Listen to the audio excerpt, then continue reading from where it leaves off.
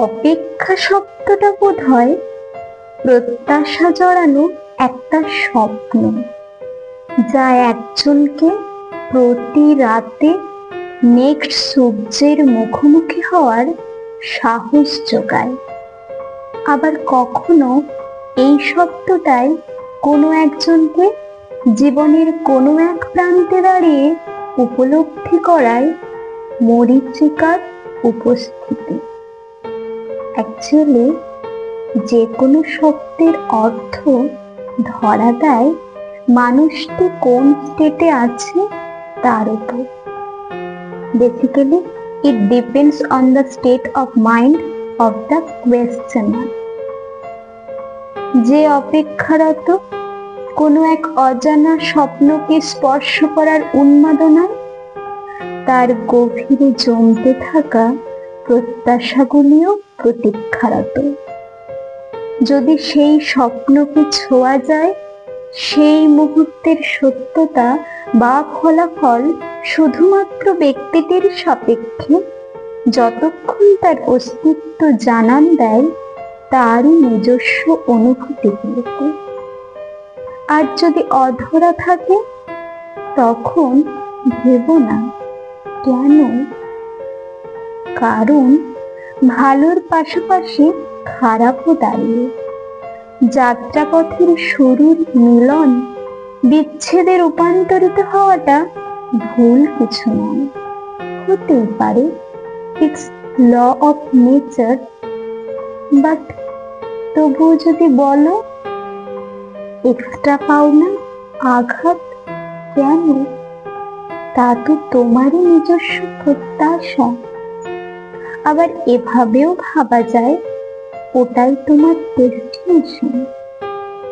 জীবনের ডেস্টিনেশন মৃত্যু, বাট জীবনের যাত্রাপথ পুরোটাই তো রণক্ষেত্র, যেখানে লাস্ট ডেস্টিনেশনে পৌঁছতে গেলে তোমাকে ছোট ছোট অনেকগুলো ডেস্টিনেশন ক্রস করতেই হবে। আর যে অন্তর্জগৎ আর বহির্জগতের লড়াইয়ে নিজেকে দক্ষতার সাথে অভ্যস্ত করে নিতে পারে, সে বোধহয় ওই দক্ষতার মধ্য দিয়েই কাঙ্ক্ষিত বস্তুকে অর্জন করার আনন্দ আস্বাদন করতে করতে এগিয়ে যায়।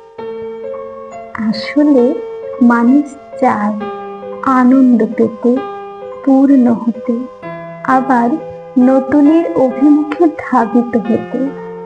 মানুষ স্যাটিসফাইড হতে চায় প্রত্যেক মুহূর্তে, আর সেই কারণেই সে মুক্ত হতে চায়। আবার সেই কারণেই পুরানো অভ্যেসগুলোকে ফেলে নতুনের স্বাদ পেতে চায়। এটাই মানুষের প্রকৃতি, আর তাই সে সর্বদা সুন্দরের, নতুনের অভিমুখে ধাবিত হয়।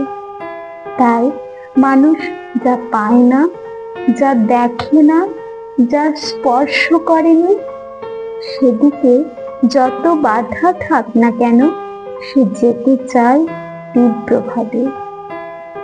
আর সেই বস্তুটি হয় পরম আকাঙ্ক্ষিত। অথচ সে যে পরিস্থিতিতে দাঁড়িয়ে যেভাবে আকাঙ্ক্ষা করছে, অতীতে হয়তো সেইভাবে এগিয়ে বর্তমানে দাঁড়িয়ে। তবুও মানুষ পরবর্তী অপেক্ষার জন্য প্রস্তুত হতে চায়, কারণ তারই অর্জিত বর্তমান তাকে তৃপ্ত করতে পারেনি। এইভাবে আমাদের অন্তরাত্মা এগিয়ে যেতে চায় তৃপ্ত হওয়ার জন্য। অপেক্ষাতেই বেঁচে থাকে স্বপ্ন দেখা আঁখি। অন্ধকারে মানুষে চায় আলোর খোঁজ রাখে। উদয় হয়েও অতৃপ্ত যে অস্তটাকে যেতেই হবে। অনুভূতির পারে গিয়ে গন্তব্যতেই মুক্তি পাবে। অর্জন করা বা ব্যর্থ হওয়া দুটোকেই তো সমানভাবে নিতে হবে। আমরা যা সব পরিস্থিতিতে পারি না, তাই তো কষ্ট পাই। কিন্তু জীবন প্রতি মুহূর্তে শেখায়। প্রত্যেকটা জিনিসের দুটো ফলাফলকে আমাদের একই সাথে নেওয়ার অভ্যেস করার, কারণ এটাই ভালো থাকার একমাত্র রাস্তা। কারণ যা সত্য তা একসেপ্ট করতে হয়। যা আমরা একসেপ্ট করতে পারবো তাই আমাদের কষ্ট লাঘব করবে, আর যেগুলো পারি না সেগুলোই আমাদের চঞ্চল করে তোলে।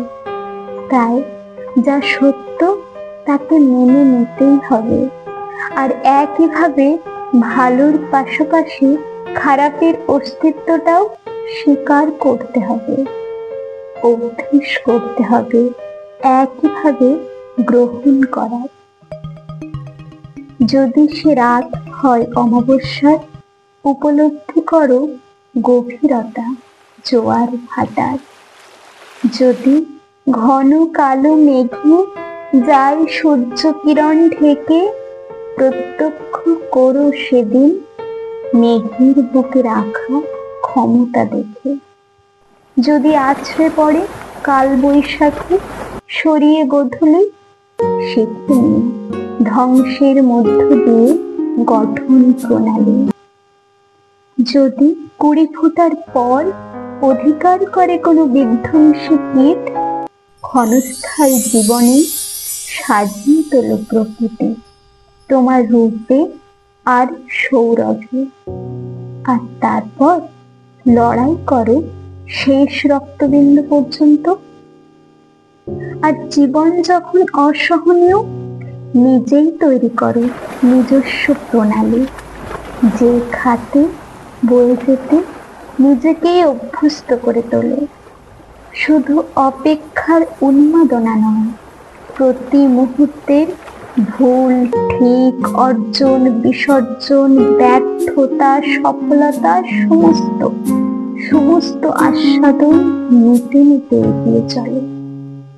কারণ সরে আসা যায় সহজ, টিকে থাকা কঠিন। আর সেই কঠিনকে অর্জন করার অপেক্ষা না হয় তোমার এগিয়ে চলার রসদ হোক।